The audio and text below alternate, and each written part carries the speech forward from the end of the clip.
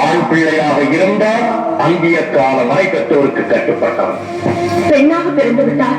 பருவம் அடைந்த பிறகு மற்றொருவருக்கு மாலையிட்டு விட்டால் கணவனுக்கு தான் கட்டுப்பட்டவள். மற்றொருவருக்கு மாலையிட்ட பெண் பெற்றவர்களை அந்த பெண் மறந்துவிட வேண்டியதுதான். சுற்றி வளைத்து நீ எங்கு வருகிறாய் என்று எனக்கு புரிகிறது. சுருக்கமாக சொல். கோபப்பட்டு விடாதீர்கள். மறுமுறையும் மன்றாடி கேட்டுக் கொள்கிறேன். என்ன கேட்கப் போகிறாய்? என் தந்தை தர்ஷன் நடத்தும் யாகத்திற்கு சென்று வர வேண்டும் என்று மனதில் தோன்றுகிறது. உத்தரவு கொடுப்பீர்களா? என்னை அவமானப்படுத்த வேண்டும் என்பதற்காகவே எனக்கு அழைப்பு விடுக்காமல் யாகத்தை தொடங்கி இருக்கிறான் தட்சன்.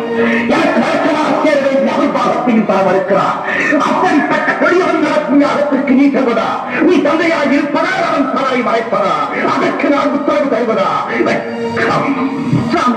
அவர் அழைக்க மறுப்பதையும் அபிர்வாகம் கொடுக்காமல் இருப்பதையும் குற்றம் என்று சுட்டிக்காட்டி உங்களையும் வரவேற்று யாகத்தை முடியுங்கள் என்ற அறிவுரை கூடத்தான் போகிறேன். அறிவு தட்சனுக்கு ஏராளம், அதைவிட ஆணவம் ஏராளம் ஏராளம். அந்த ஆணவத்தை அகற்றி நல்லறிவு புகட்டத்தான் நான் போகிறேன். உன்னால் முடியாது. ஏன் முடியாது? அவன் அழியும் காலம் வந்து விட்டது. அதை தடுத்து நான் நிறுத்துகிறேன். நடக்காது. ஏன் நடக்காது? அவன் விதி முடிந்து விட்டது. அந்த விதியை என் மதியால் வெல்லுகிறேன். வேறையே அவமானப்பட்டு திரும்ப போகிறாய்.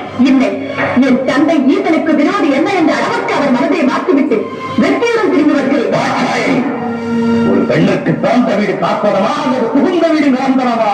இதற்கு பதில் சொல்லிவிட்டு பிறந்த வீட்டிற்கு பெருமையும் புகுந்த வீட்டிற்கு நற்பெயரும் தேடி தருவதுதான் பெண்ணின் கர்மம். ஆனால் நீ கணவன் சொல்ல நீதி தந்தையை காண செல்லுகிறாய். என்ன செய்வது? பாசம் என்னை தூண்டுகிறது. வளர்த்த பொழுது என் நெஞ்சத்தை வாட்டுகிறது. போவது உங்களுக்கு பிடிக்கவில்லை, போகாமல் இருக்க என்னால் முடியவில்லை.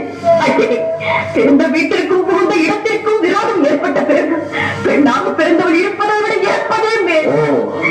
தந்தையின் பாகம் என்னையும் இரு மனதுக்கு வந்துவிட்டது. தவறுதான், என்னை மன்னியுங்கள். சென்று வர உத்தரவிடுங்கள்.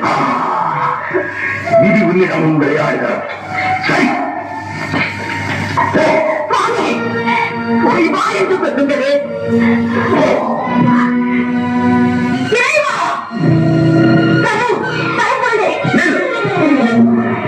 எங்கு வந்தாய்? எனக்காக வந்தாய்? எந்த முகத்தோடு என்னை பார்க்க வந்தாய்? என்னை மன்னித்து விடுங்க. பெண் புத்தி பின் புத்தி என்ற சொல்லுக்கு இலக்கணம் கண்டுவிட்டேன். பாசத்திற்காக சென்ற பலனை அனுபவித்து விட்டேன். போதும், நான் பட்டு அனைத்து மறந்து அறியாதை ஏற்றுக் கொள்ளுங்கள். உன்னை இனி நான் ஏற்றுக் கொள்வதா? யாரி நான் யார் என்பதை கூடவா மறந்து விட்டீர்கள்? நினைத்தாலும் நினைவுக்கு வரவில்லை.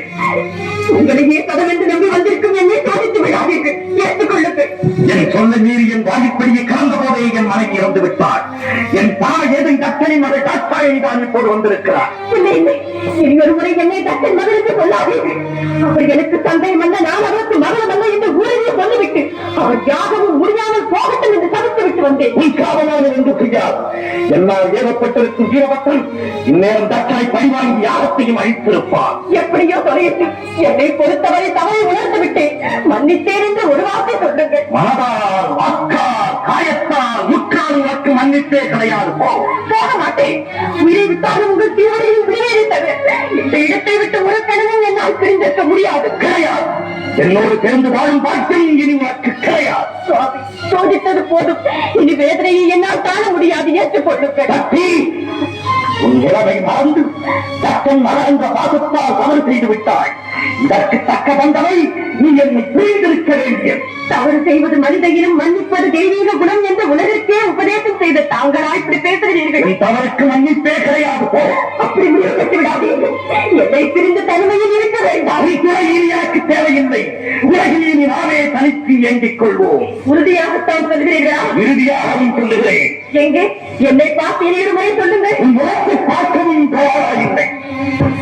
ஈசனே, என் துணையின்றி உன்னால் ஒரு காலம் தனித்து இயங்க முடியாது என்பதை நன்றாக நினைவில் வைத்துக் கொள்ளும். சக்தி ஆழத்தால் அழியாதே. சர்வம் சிவமயம். சப்தரிஷிகள், பூதகணங்கள் மற்றும் உங்கள் சகாக்கள் அனைவரையும் அழைத்து கேளுங்கள். சக்தி இல்லையே சிவம் இல்லை என்று தக்க பதில் கூறுவார்கள். வார்த்தைகள் பேசாதே. சிவன் தான் உலகில் சிறந்தது. இல்லை, சக்தி தான் உலகில் வியந்தவள். சிவம் இல்லையே சக்தி இல்லை. சக்தி இல்லையே சிவம் இல்லை. சிவம் தான் பெரிது. சக்தி தான் பெரிது.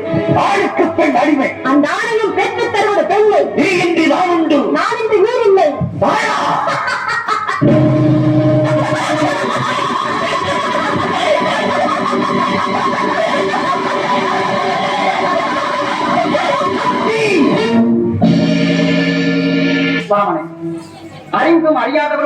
என்பதற்காக இந்த நாடகமானது.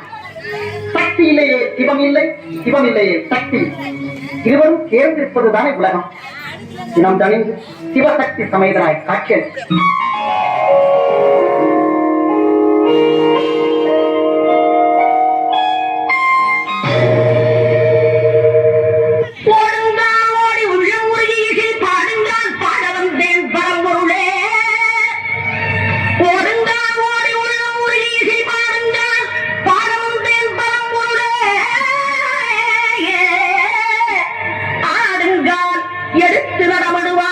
இறைவாவும் தமிழமுதை படித்த நான் பாடும்படி, தமிழமுதை படித்த நான் பாடும்படி